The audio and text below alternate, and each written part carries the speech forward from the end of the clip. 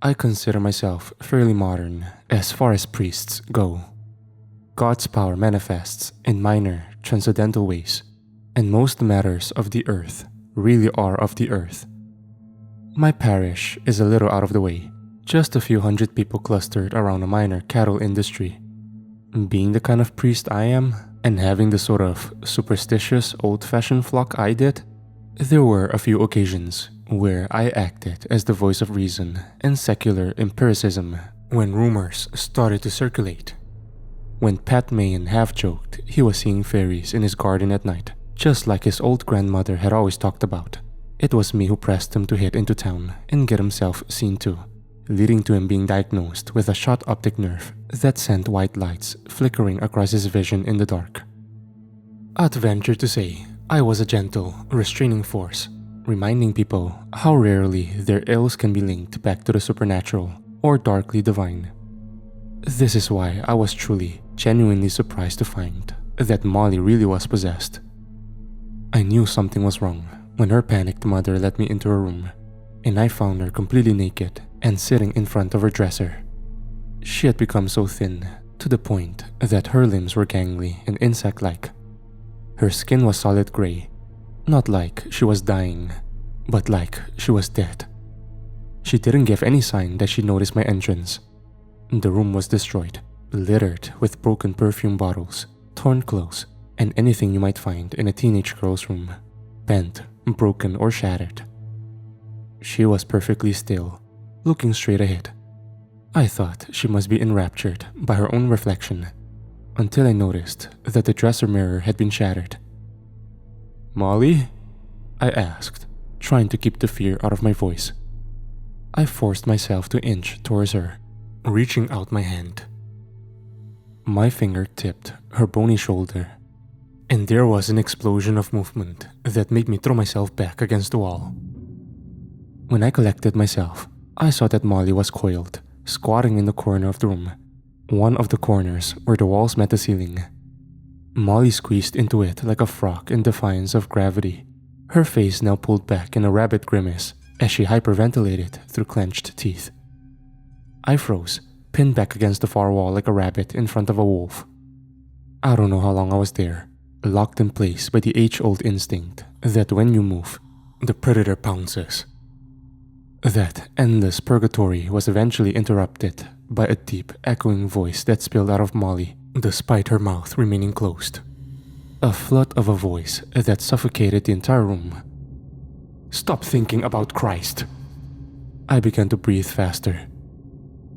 "Stop thinking about Christ," came the voice again. Why?" I said. "He is hope. He is salvation. He is what you would term goodness. Thoughts like that are an irritant to my kind.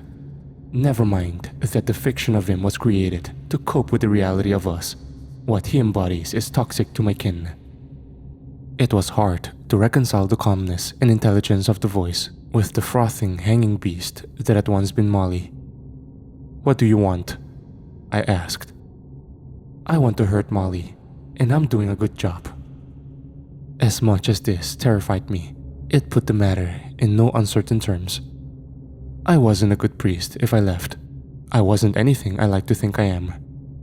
I reached for the crucifix hanging on a chain around my neck and pushed it outwards, towards Molly. There was a sound like stabbed cat, and I was rocketed back, slamming against the wall so hard, plaster rained down on me. I slid up off my feet, a colossal force pressing against and around my neck. Something grasping my wrist with the strength of an ape. My eyes flickered open, and the blurring cleared until I could see Molly below me, looking up with crazed, furious eyes. Her eyes darted over to the crucifix, still clenched in my hand. "You think that will help you save Molly? Let's see." She grabbed the cross from my palm. I heard a wet sizzling and a veil of steam started enveloping her hand. She held the cross between her fingers and began dragging them across her face, leaving red, bubbling streaks on her lifeless flesh. "It's working. See? See how you're saving Molly?" "Stop! Stop! Please, stop!"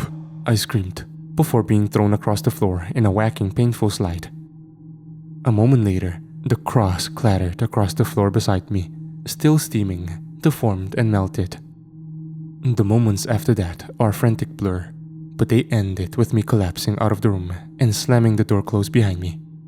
I stood up, leaning against the wall for support to see Molly's mother bawling at the far end of the hall. I looked down and saw my hands, clenched into half claws and shaking uncontrollably. "The Lord is with all of us," I said in a shaking voice. "But I think I'm going to need to contact some people who the Lord is more with. A lot more with." I had to wait a little while in my sitting room. I'd called my bishop, and he said he'd call someone else, and I was waiting on the result of all that. My house was fairly standard for priest accommodations. Cozy, warm, wood-paneled. Kojak, the 5th German Shepherd I'd inherited from the parish's previous priest, was panting anxiously at my feet, looking concerned. I indulged a bad habit I'd slipped into, sticking my fingers in the whiskey I was drinking and letting Kojak lick it off.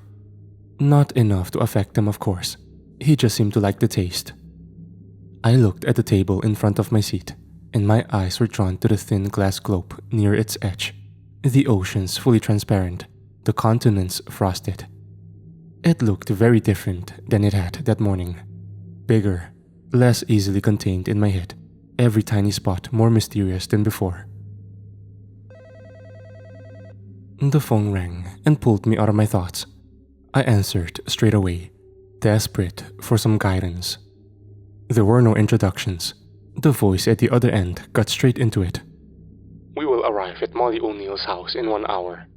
We will require your assistance and total cooperation by the order of the Holy See. Please be there." I was standing outside the gate to Molly's house when the van pulled up. Not a limousine, not some fancy gleaming black affair with a chrome grille. It was a rusting white van that, now that I think of it, they had probably bought secondhand in the previous half an hour, so it couldn't be traced. The man who stepped out, however, looked about how I expected. Serious, stern, wearing the long, frock-like priest clothes that I'd always thought would be more alienating than the black pants and shirt I wore. They stopped in front of me, silent for a second as they looked me over with squinting hard eyes. A series of crashes sounded from the window to Molly's bedroom, and we all saw a sharp elbow smash through the glass before being instantly sucked back in like paper through an aeroplane door. They stiffened their backs slightly, looking at the cavity. "This looks as though it constitutes a severe case," said one, a man in his 50s with well-combed orange hair. "Very severe," said the other, a younger man with thick black hair and a strong build, his face less-lined, but just as curious. "What do we have to do?" I asked. They both looked at me like it hadn't been my turn to speak. "In cases of genuine possession, we have a very strict system of dealing with the vessels. Just cooperate with us every step of the way," said the older one. "Vessels? We have to move it, as you may have already learned. Judging by those bruises around your neck and the shakes you haven't quite settled, transporting something like this is no easy feat." Just as he said this, 2 more of Molly's limbs, and I would never be sure which 2, burst out of the windows, flailing and spinning fast enough to blur, before whipping back inside, with the scritch of the glass dragged with them from the edges of the holes. The younger priest wrapped his hands against the side of the van, and a dozen more figures spilled out, spreading themselves into a white, staggered line, and aiming lightweight machine guns at Molly's house. Machine guns that had ornate crosses in the place of sights. Molly's house was far enough up the road and away from the village that I don't think anybody saw. It was probably something the priests had made plans to prevent in any case. The figures were all dressed in shells of black, plastic-like body armor, their faces concealed by visored helmets with grilled breathing slots. No skin whatsoever was visible, their only identifying mark on their left shoulder plates. It was a gaudy, colorful quartet of boxes centered on a small green and gold crest. The boxes ranging from displaying simple striped designs to complex, hard-to-interpret tangles of objects and symbols. After a moment, and yes, it shouldn't have taken that long, I realized it was the symbol of the Swiss Guard. They actually do something, I said. The two priests had withdrawn the most hefty, overworked crucifixes I'd ever seen in person. They were solid steel, only capable of being held in a full grasp, worked over in pearls and ivory, and several other obviously expensive white substances I couldn't be bothered to identify. They stormed in towards the house, crosses already held out in front of them. The cart followed, flowing after the striding priests automatically. It was in those last few seconds I noticed something particularly troubling. One of the guards was not carrying a gun, but a thick silver collar at the end of an extendable pole, its outside edge covered in skinny jeweled bars. Some stuck flat against the surface, other smaller ones sticking out on tiny hinges. It looked like the kind of thing you'd use to restrain a rabid dog. 10 minutes later, we were all sitting on bare iron benches in the bleak interior of the van. I was pressed between two of the guards, dense plates pressing in on me. Molly's capture and extraction had been loud, chaotic, and required no small amount of reassurance of Molly's mother by me that it was all for the best and that her daughter would be fine. She was now at the opposite end of the passengers area towards the driver's compartment, pinned to the corner by the outstretched crosses of the priests and the aimed crossed sights of a few of the guards. The dog catcher and a lock had been closed around her neck, held from a distance by another of the guards. She moaned and squealed pitifully in what I judged to be fear and pain. Twice she attempted to leap forward towards the door, but each time the guard with the dog catcher would press a button on the pole. The smaller hinged bars on the collar would snap down over the larger ones, forming crosses. Waves of steam and smoke would cascade out over the silver as the smell and sound of sizzling meat swelled. Her throat would bubble and blister, crumple and boil down to a red swamp before she would instantly collapse back to where she had been, screaming before the crosses were parted and the sizzling subsided. In the aftermath, she would moan and squeal even more than she had before. How did your crosses stop her? Mine didn't. The two priests looked back at me. The older one answered, "Yours was probably made in a warehouse in Mongolia where child laborers try not to burn themselves with molten steel. These ones have been blessed by every pope of the last 400 years, in full view of at least 12 archbishops, and then paraded in view of the faithful during papal visits. They are of a higher and meticulously tendered class of holiness." "You fucking children," came Molly's voice. It wasn't the overbearing voice that had previously come from Molly. Crackling sound spoken with her mouth. The words were saturated with pain, screechy and drawn out. "You idiots. It's not holy. It's all your delusion being dumped onto those objects. All your hope and desperation and love, ideas about salvation. The arrogance of thinking that it's all on your side and the universe was made by a kind guiding old man. You dump it onto the Pope like a waterfall of acid, and he soaks it up and dumps it onto those crosses, only because people believe he can, because they give him permission to channel their poison. He dumps it, and he's helped out by all the archbishops you called them, and all those people at your parades and visits. So many people caught in the tameless level of hell and hoping for better. All their thoughts, unnatural thoughts, thoughts that could only exist in the epiderm. They get sprayed out and showered those fucking crosses." The pain in the voice started to fade away, replaced by growling malice. "You think that means you're right? About God? About Christ? About divinity? But you're wrong. It's proof of how wrong those notions are. That the existence of them, their mere presence, is so scalding and wrong and impossible that it's death to us, to almost all life. Those ideas are eldritch and incomprehensible to anything from outside of the cold half-world of the epiderm. They are aberrations, warped perversions, possible only in your dark sliver of the universe. Perhaps I do not explain well enough. The universe is..." The screaming came again. The guard handling the dog catcher had triggered it, standing up out of his seat. "Shut up," he bellowed. "Shut up, you monster. Monster." I tried to stand up and stop him, but was pulled back down by the guards beside me. A moment later, I saw the younger priest surge forward, sending the hysteric guard's armored head clanging into the iron wall with his elbow before wrenching the pole from his hands and releasing the hinges.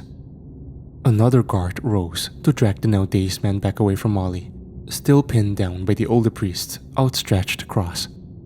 "Do not speak again, aberration," said the younger priest. "Speak again, and we burn you to the bone." "Over my dead body!" I shouted from behind. Several guns snapped up to aim at me, and the old priest met my gaze. It quickly became apparent that my dead body was not as much of a moral obstacle as I thought it was. After another hour, the van slowed down, stopping a few times and picking up a little speed before stopping one final time. The older priest led me and most of the guard from the dim interior into washed-out daylight. We were on a windy concrete landing field, about 20 feet from a plane. The guards spread out, creating an aisle.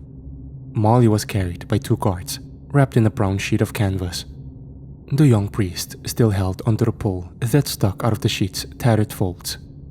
She began to shake and convulse in their struggling grips before the young priest flicked the color switch on and off a few times, eliciting muffled screams from behind the ball gag they put on Molly, sending her into one last massive spasm that almost lifted the guards off their feet before she went limp again.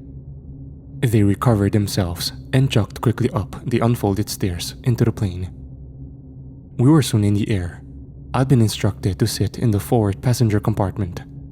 I'd caught a glimpse of the section behind as they carried Molly through. A bare metal hanger, like a larger version of the cold back of the van. I was there for a long time, not liking the sounds I could hear coming from behind me. Eventually, they subsided. I felt alone in the forward compartment. The only other person was a Swiss guard, standing stiffly to attention and refusing to answer my questions. A dusty whispering built up in my head, barely perceptible at first, but intensifying until it was louder than the howling of the aircraft engines. The guard gave no indication of hearing anything. "You are nervous, little liar," came a voice like an animal scratching across dead leaves.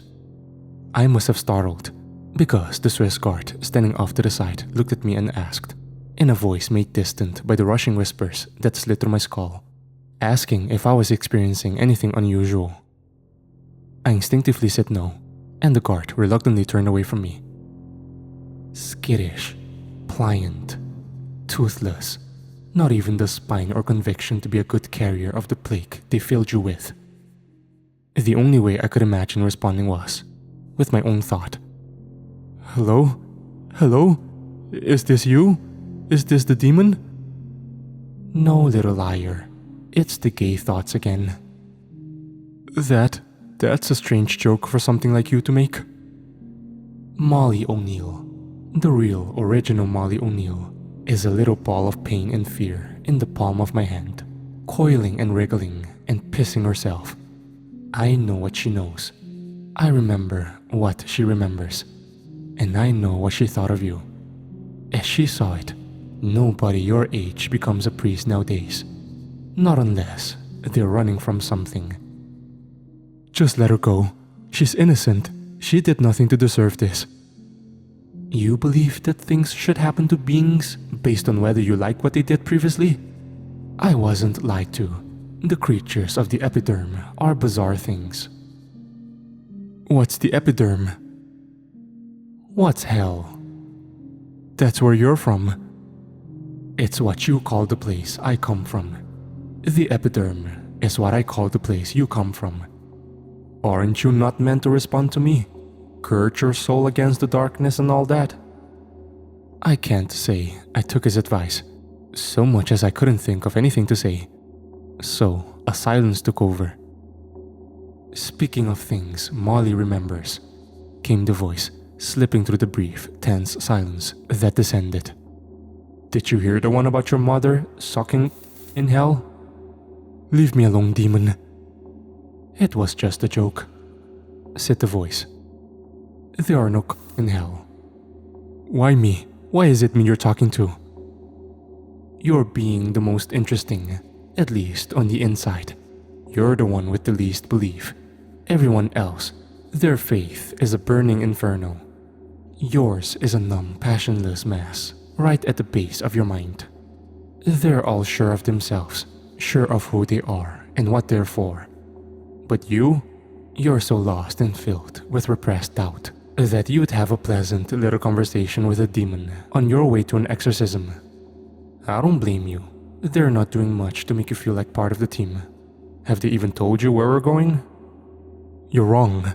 I swore an oath to serve Jesus Christ in all my thoughts and actions. I did not take it lightly, and it is not a decision for which I feel doubt. There was a brief lull, where I fancied for a moment that I'd put the beast in its place. Then, all in an instant, curiosity and dread defeated me. Where are we going?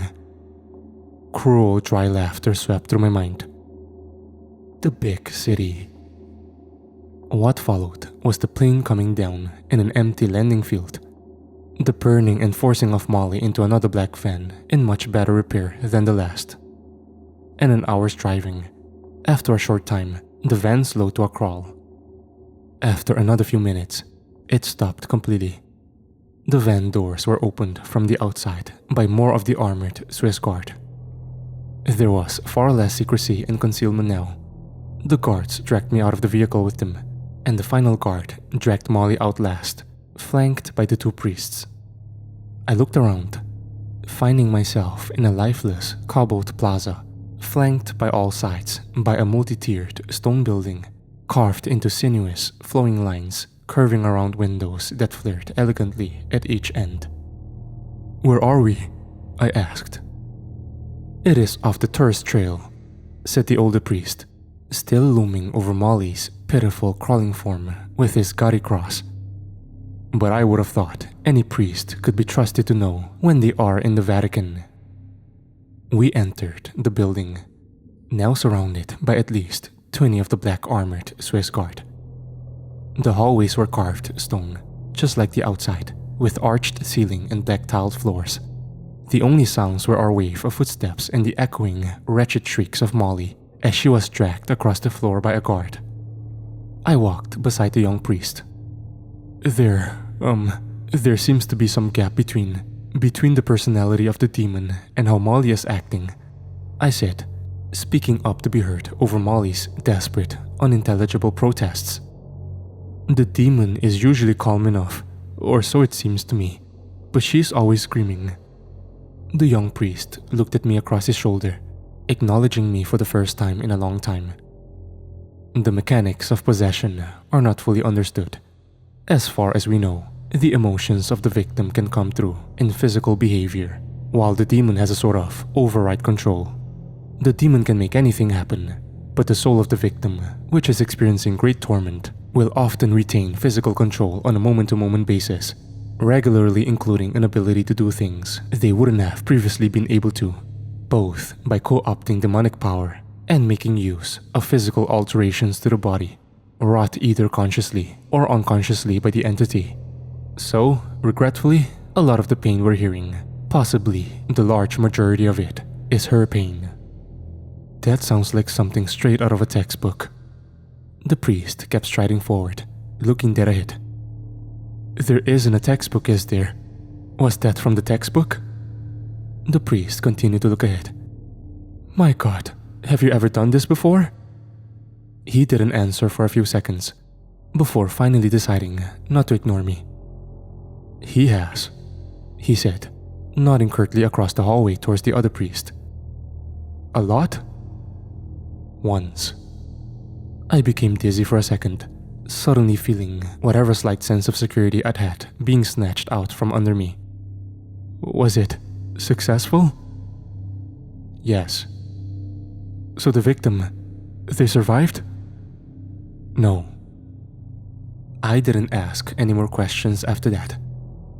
We started descending a shadowy stairway, emerging into an underground library, dusty and filled with ancient leather books. The only light came from flickering yellow wall lamps, shell-like in shape, and providing nowhere near enough light to read.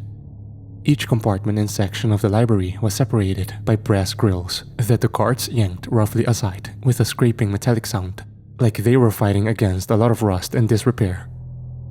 We descended another stairwell and passed through another level of libraries, these ones containing books that were more tattered and frayed, the air sterile and the shattered wall lights cold and dark.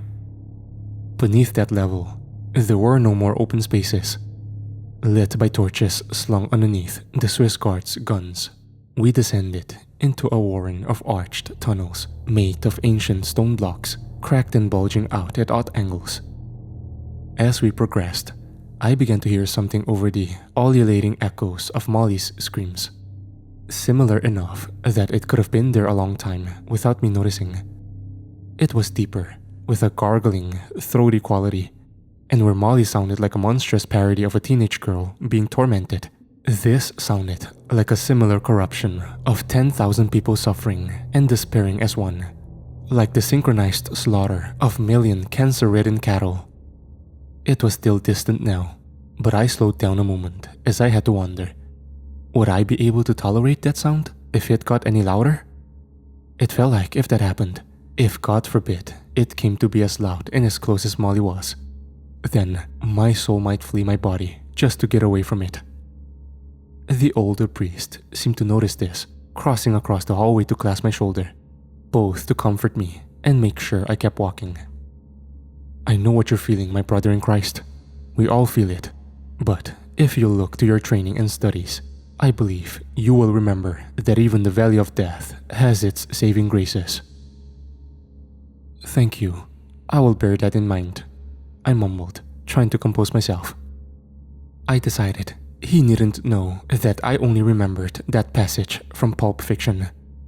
In any case, it was hard to fully appreciate the gesture while I was watching a girl I had known and watched over for years as she was dragged naked and screaming through what looked to be a medieval torture dungeon. We began to pass rusty iron doors inset in the walls. We kept walking for a long time, the older priest's firm grip keeping me moving. The distant sound got louder and louder. I thanked God for every lull, before physically shaking as a new wave of howling crashed down the stone corridors. After what felt like an endless march, the 1,000 voices had become so loud that they drowned Molly out. My knees had become weak and shaky, my body drenched with sweat as my heart hammered at triple pace against my chest. And all in an instant, it cut off, the howling collapsing into perfect silence. The older priest raised a hand, and the holy convoy froze, moving into defensive positions. I saw that we were in a hallway that led down to a single door to its end, identical to every other door we had passed in the maze of tunnels. The older priest turned to me. If we need your help, it will be soon. You need to understand what we're doing here. I forced myself to nod, still recovering from the howling, still afraid of it returning. Exorcisms do not work as you imagine. You can't just force out a demon and expect it to tumble back down to hell. You've just forced it out and left it with free reign to possess anyone and everyone. That's why we developed a system. A system? In France, sometime in the early 16th century, there was an incident, completely unprecedented in our records. A number of demons, 5 we think, entered the world around the same area, and by chance or coordination, possessed the same person. The results were abominable. Several villages were destroyed before we managed to suppress it and transport it here. This was unbelievable. Back then, as now, possession was very rare. The church had long had a policy of incarcerating victims and still had only a handful in custody at any given time. So what we had was one person already suffering under 5 of the fallen. Somebody made a proposal that must have seemed as insane then as it does now, but it was attempted. Force the spirits from one vessel into another, force them out as we had, but not into the world, into another vessel. I leaned back against the wall, my throat tightening as I began to understand the context for the sound I'd been hearing, making it so much worse. It worked. The possessed did not survive most of the time. If they did, they rarely lived well. but we could at least put them out of their misery, pile all of it on one, and make the spirits easier to monitor by centralizing them. It meant we could truly exorcise one person without the spirit being able to move onto a new victim beyond our grasp. The results were successful, but disturbing. What about Molly? She has a chance, surely. You know what you're doing. She has a chance. His expression changed a bit, displaying just a tinge of regret. She has a chance. In any case, we need you there. It's sometimes useful to have a familiar face, someone the victim recognizes. So for about 500 years, the church has been transferring the demons from every possessed person they find into one body? Yes, it's called. They call themselves. It's called Pan. How many are in there? We have about 1100 on record. It slowed to a trickle in the last century or two. We'd like to think it's because people are becoming possessed less often, but strong odds are it's a combination of decreased church power and the demons becoming better at hiding from us.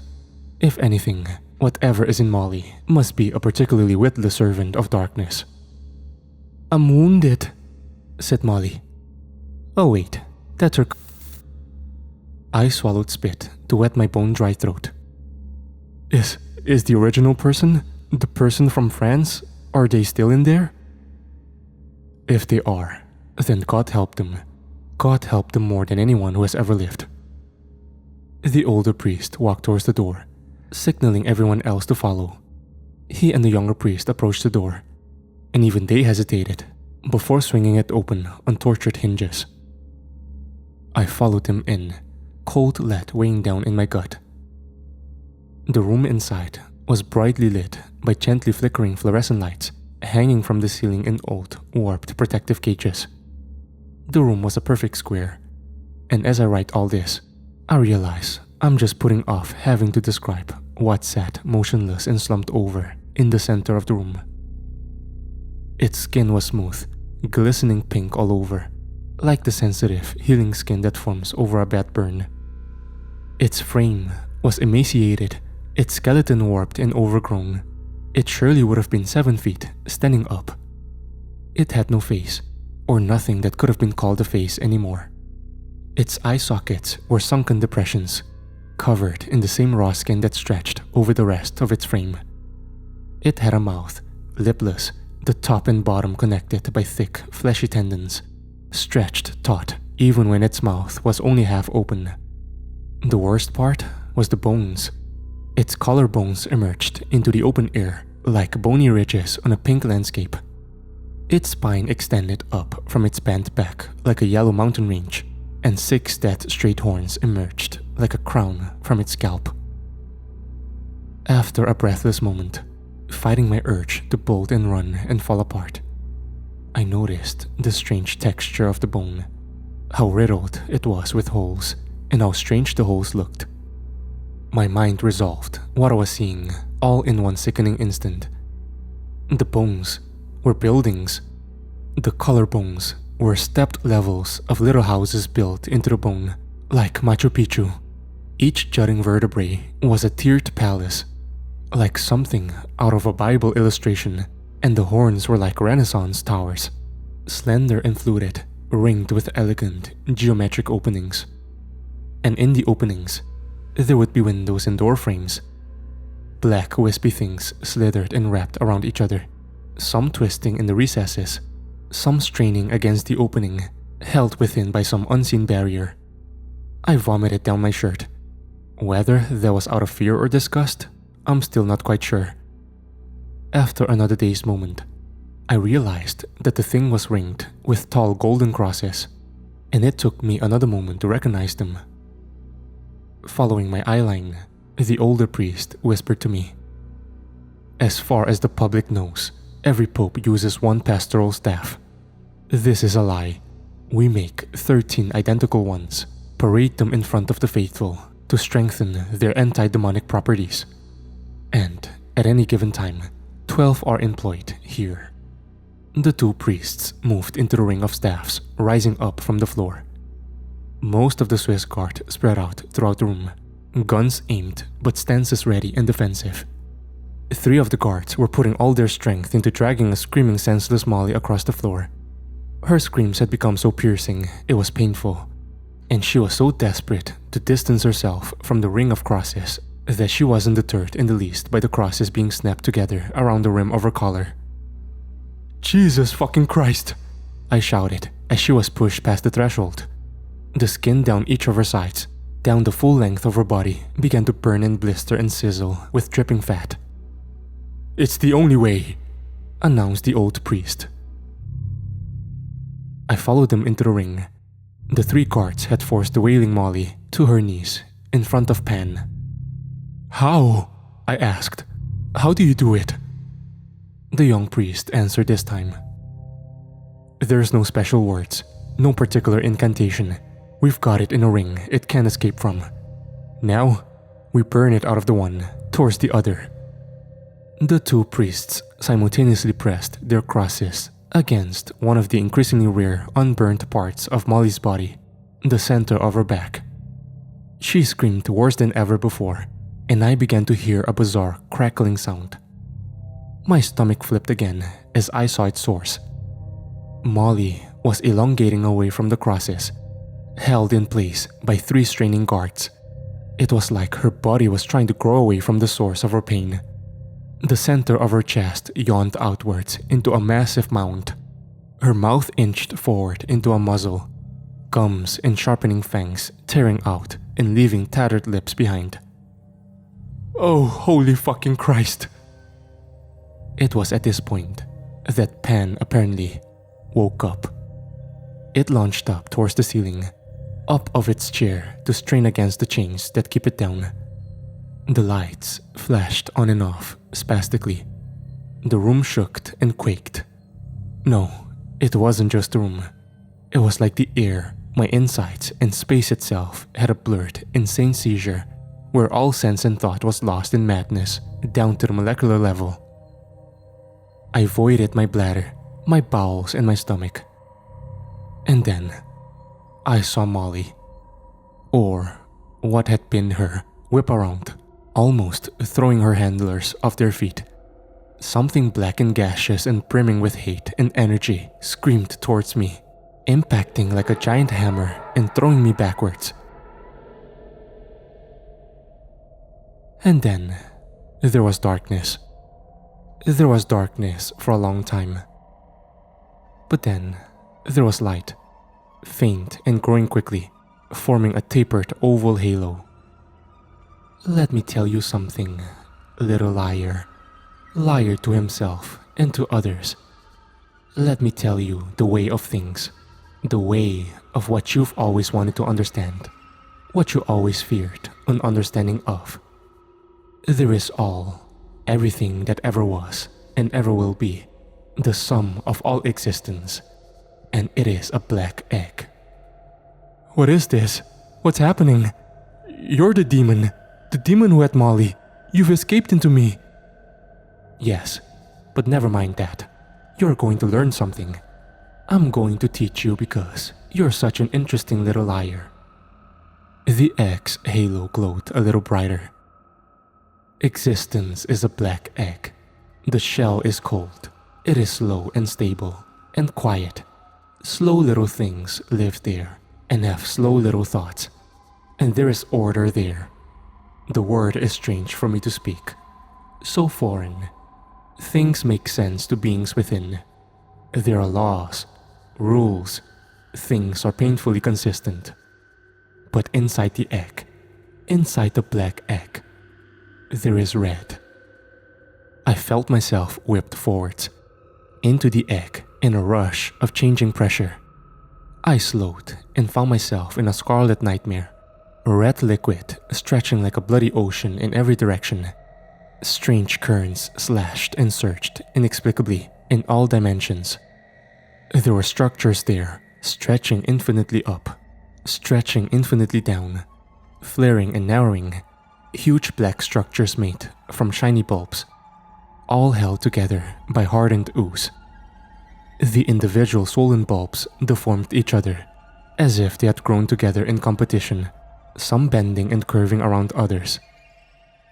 Cavities gaped in the swollen sections of the black organic columns, and things float in and out of them, bulbous things, composed of smaller, clustered black bladders, like frog spawn. They stretched to a point at either end. Their surface bristled like rhythmically waving, multi-jointed, 1,000-fingered arms and legs that lengthened and shortened impossibly. Some of these were caught and swept along by the insane currents of the vast red ocean. "In the red," came the demon's voice again. "In the red, there is no order, no rules. It is a living space, a warm place where things flow as they will. And the things that grow here, the life that thrives, they think nothing of salvation." That last word had come out strange, like it had sizzled and disintegrated as soon as it had been voiced in such an inhospitable environment. Nothing of hope. That word boiled and simmered, just like the last. Or goodness.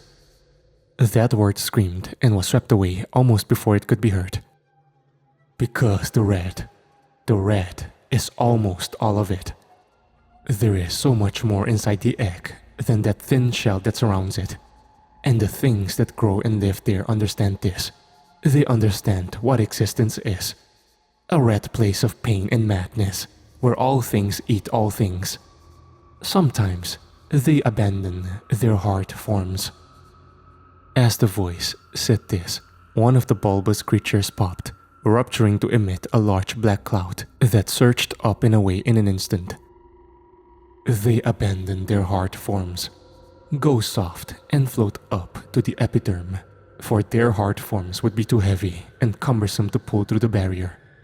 And sometimes, they enter the heart forms of the things that live up there. The simple, slow things. The stupid things that imagine there is something better beyond the egg. I began to see something new. Little white wisps darting back and forth through the endless red.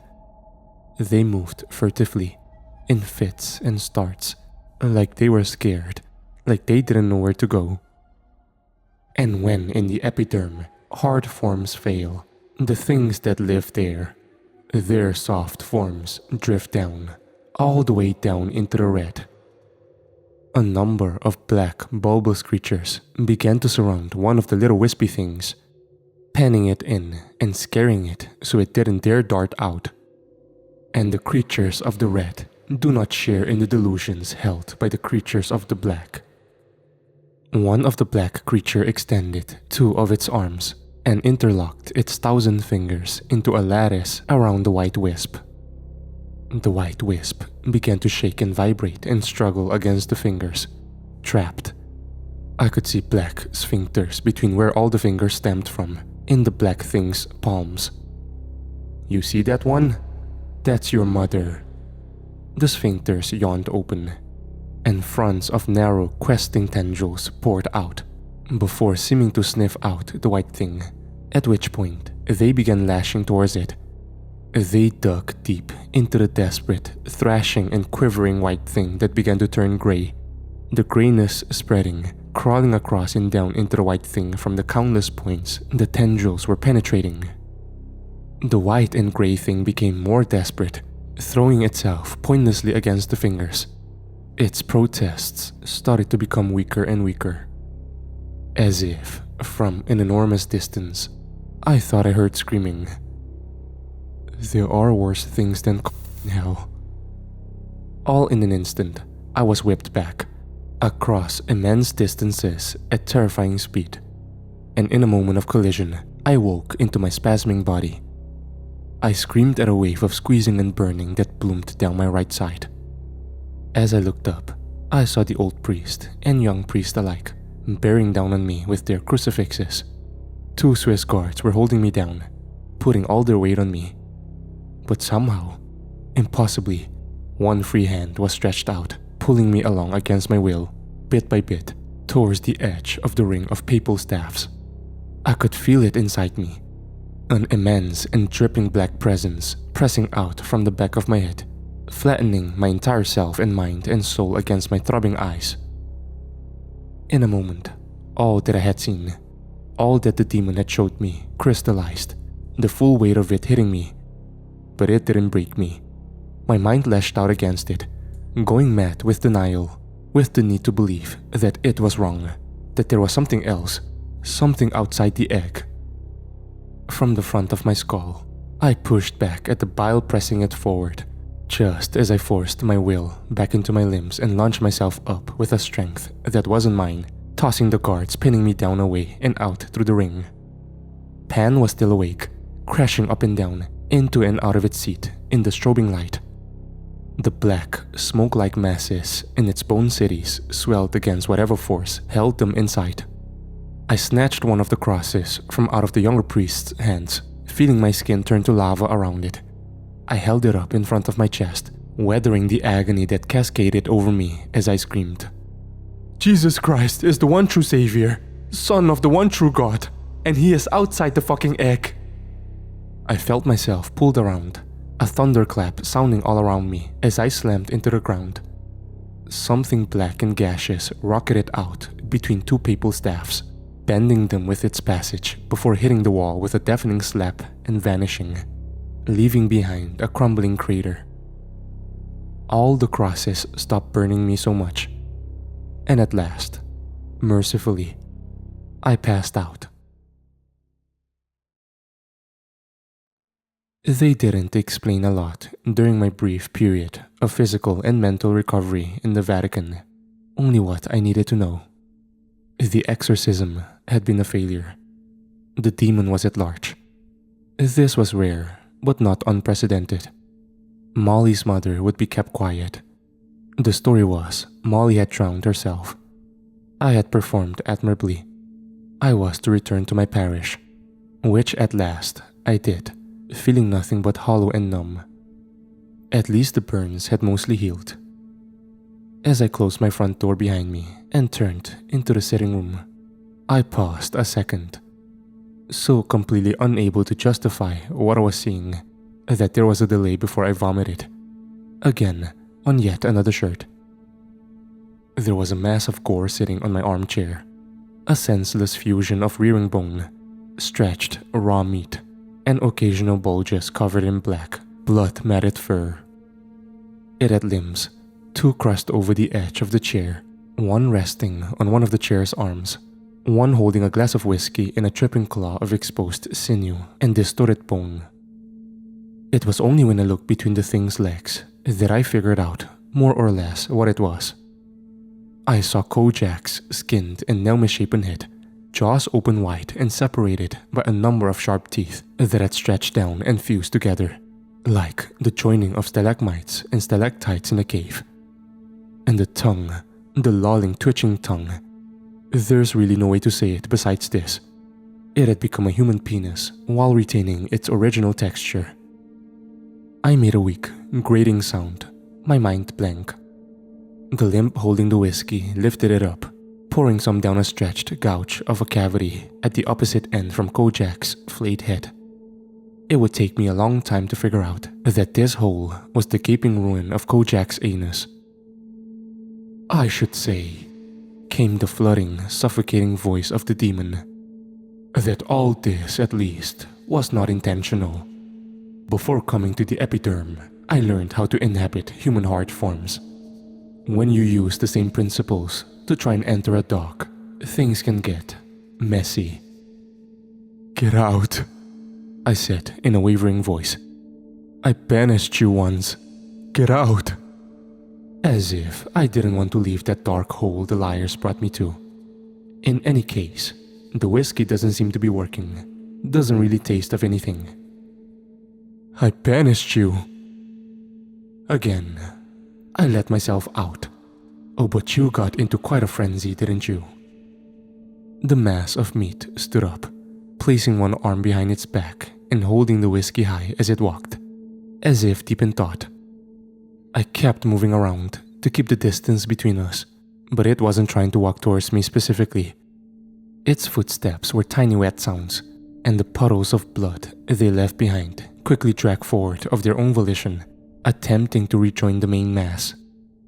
You were so spooked, you became a good, true liar for just a bit, and screamed the name of your God with such conviction, because in that moment, with the memory of the red so fresh in your mind, you couldn't bear to believe in anything else.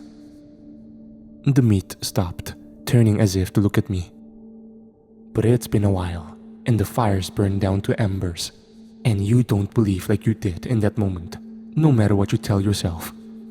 You've almost gone back to how you were before it all. I can feel it in you.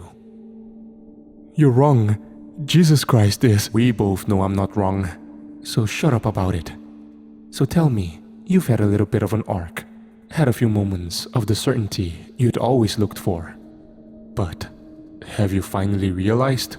Has the whole thing given you the context to understand why you joined the liars in the first place? I can see it, plain as day.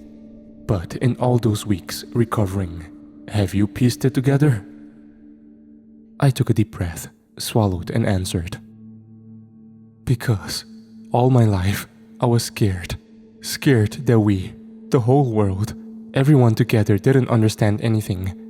That the universe was so big, and death was so long, and we had so few answers about any of them.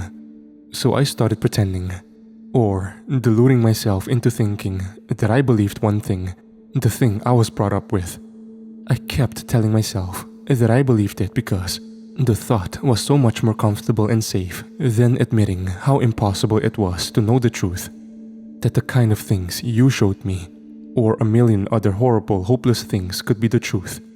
And I needed to believe so badly. I did everything to play to the fiction, all the way up to devoting my life to what I was trying to convince myself wasn't a lie. The demon snickered lightly, in what almost seemed a friendly way. Well, now that you have figured it out, you aren't so fun to watch anymore. The meat began to walk again, straight towards a wall and up it, casually mocking nature as it continued its stroll up the walls, across scenic paintings, and finally stopping to stand, hanging from the center of the ceiling, directly above the glass globe. The whiskey stayed in the glass. Just one more thing, one more little spook of a thought. You know now what the epiderm is, how thin it is, how fragile, and you have beings of chaos and destruction at large in it, and you concentrate them all on one pinprick of a point, all that instability and pressure bearing down on one minuscule piece. My eyes started to tear up, and I was overtaken by a wave of shivering as I started to piece together where the demon was going. If you keep pushing and trying to put more and more pressure on that one little part of the shell, the spot already so saturated, it's getting difficult to add anything more to. If you force that tiny, extra bit of stress on such a thin, fragile shell, well, what do you think might happen? The meat went limp and dropped from the ceiling, smashing the glass globe into a million pieces.